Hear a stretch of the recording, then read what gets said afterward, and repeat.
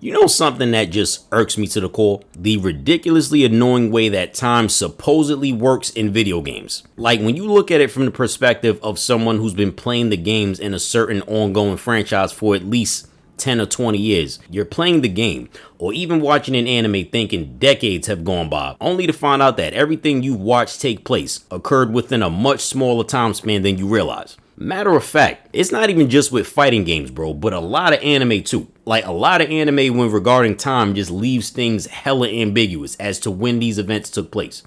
And bro, I'm not even gonna bother trying to understand Marvel and DC with that sliding timescale BS. They just go with the idea that the timeline conveniently matches up to whatever the current year is in real time, which would quote unquote explain the reason for why characters never seem to age past a certain decade. Even when the characters have a birthday in the comic books, that shit probably don't even count. It's honestly pointless trying to make sense out of any of that stuff. But anyway, now first I'm gonna start off with the Baki timeline. Now at the beginning of the story, right, we got a young Baki at the age of 13. So we watch everything that he goes through up to the point that Yujiro murks his mom right in front of his unconscious body. Yujiro basically messed up on his first day as a chiropractor. So after that, Baki goes out into the world to hone his abilities as a fighter. By the time he returns to Japan, he's about 17 years old after this 4-year time skip. This is when the maximum tournament arc starts and he starts to fight people like Retsu, and he meets Jack Hanma for the first time.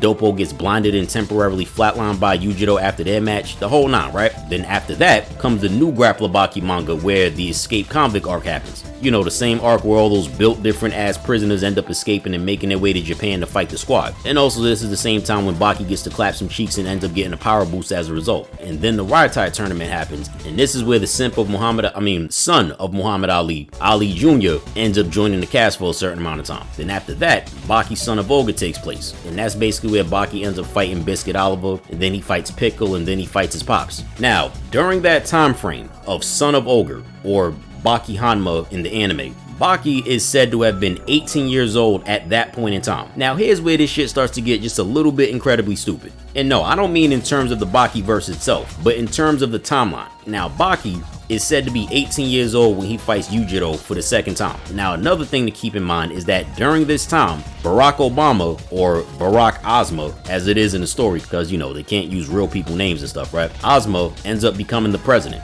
just like in the real world. And this happens right after George Bush, or George Bosh, left office, just like in the real world, which would mean that the Son of Olga story arc either takes place in about 2008 or 2009, right? So if Baki is about 18 as of 2008-2009, that would mean he was born at around the time of about 1990 or 1991, which would mean old boy's a millennial, right? Now, Barack had served 2 terms. One term is just 4 years, so that means Barack was in office for 8 whole years before Trump got in office, who by the way has also appeared in the Baki manga. And Yujiro just ended up whooping his ass off screen, took his ass straight to the brick oven, made some pizza, put the crust on. So anyway, so if Baki was 18 years old back in 2009 and Trump got in office after Obama, which would have meant a total of 8 years has passed since the Son of Ogre arc, how in the flying fuck is Baki still 18 years old, bro? You telling me that between the start of Baki the Grappler, where old boy was 13 and had the orange hair, up until now,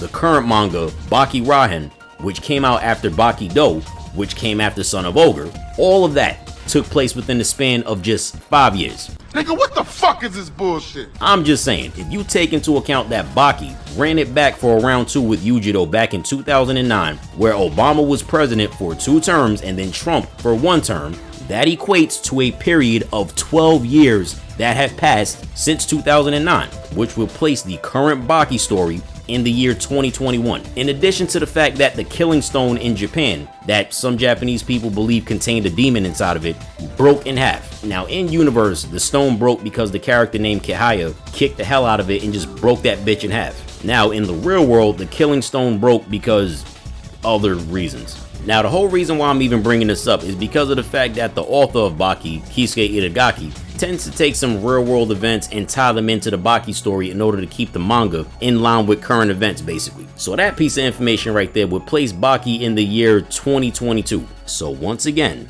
I ask, how in the hell is Baki still 18 years old, bro? This motherfucker should clearly be in his 30s by now, at least. And then we get to the Mortal Kombat timeline, right? You would think that these games are taking place like several years apart from each other, only to find out that a lot of these games only took place about a few days or maybe a few weeks apart from the last game that came out. And then we get to the first reboot timeline, which, yeah, just forget it. And then we get to the Tekken timeline. Now, see, at first I was under the impression that the Tekken tournaments took place either annually or took place like every 4 years, like the Olympics or something. But then I found out that nah, the Tekken tournament happens pretty much whenever somebody wants to host a tournament. And I found out about this through my bro Trey. And mind you, this dude is the type of fellow nerd to have the most encyclopedic knowledge about a bunch of stuff you just thought you was hella familiar with. Yo, this dude be knowing the lore about shit that you didn't even think had any lore on it. I mean, yo, we could be talking about a video game from like back in 2002.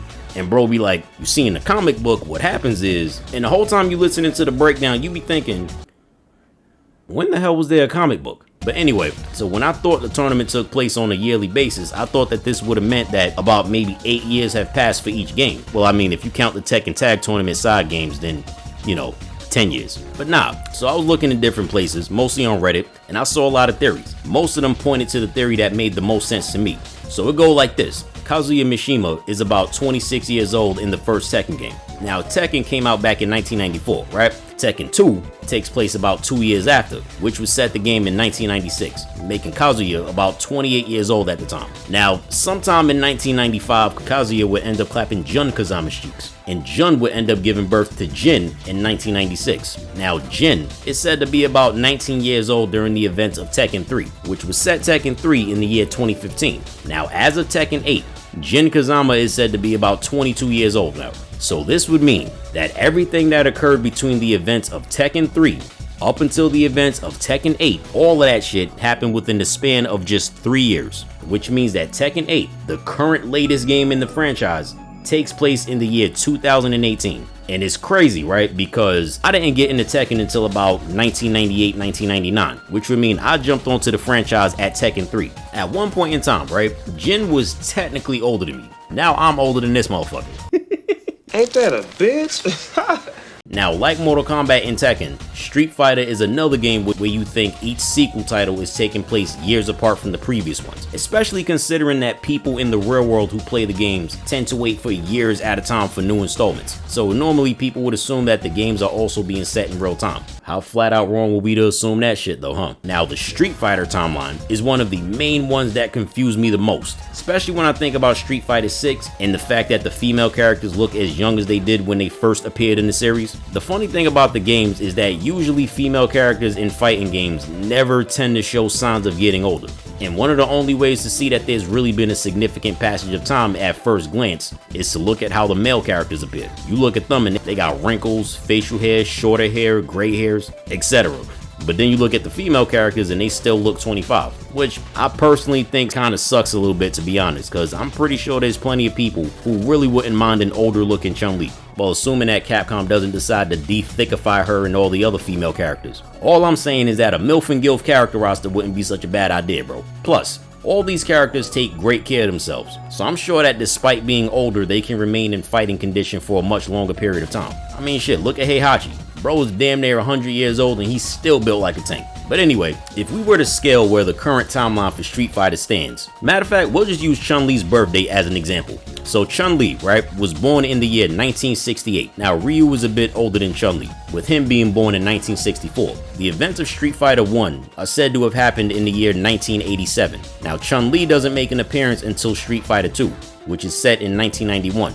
Which would make old girl about 23 years old at that time. Now, many people believe that Third Strike takes place in the year 1999, where Chun-Li would be 31 years old, and it's also the same time in which Cody becomes mayor of Metro City for 2 terms after Hager. And being that old boy is still mayor in Street Fighter 6, this would mean that he's at the end of his 2nd term, meaning that 8 years have passed since then, which would make Ryu 43 years old. And Chun-Li about 38 or 39 years old, which would ultimately mean that Street Fighter 6 takes place in either 2006 or 2007. Now, had this game taken place in real time, old girl would definitely be in her 50s. But nah, the Street Fighter universe is still in the 2000s, bro. Bro! Long story short, a lot of the time it's confusing as hell trying to map this shit out correctly. Man, and don't even get me started on them damn tie-in games that take place at an unspecified point in the series. You be playing the game looking at the events and you be like, bro, when the hell does this take place? Is it in the future? Is it in the past? Is it taking place currently? Are these events parallel to what's happening right now? Or is this in an alternate timeline or some shit? And they never bother answering that question. They just be thinking like, nah, we just gonna drive them crazy with this shit right here. Now see, the reason why I personally have so much of an interest in things like this, like where a story takes place and what time frame it's set in, is cause, I don't know.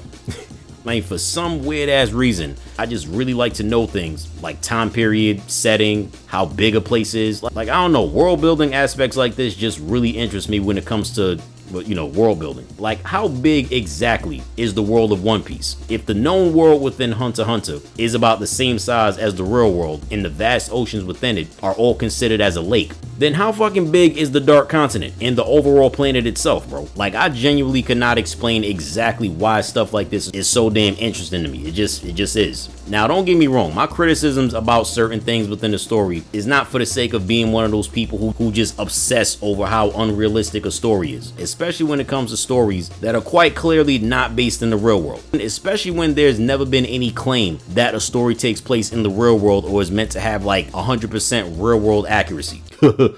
That's not even physically possible. A human can't throw a rock that big. A human can't jump that high. Fights don't happen like this in real life. It's impossible to have a muscular body that looks like this, even if you took steroids. No!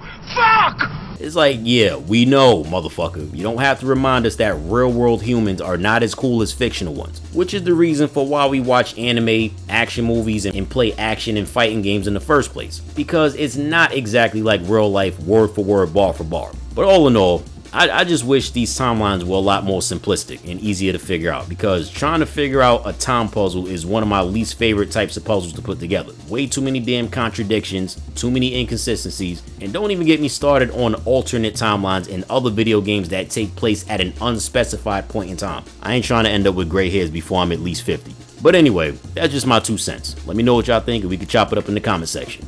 Peace.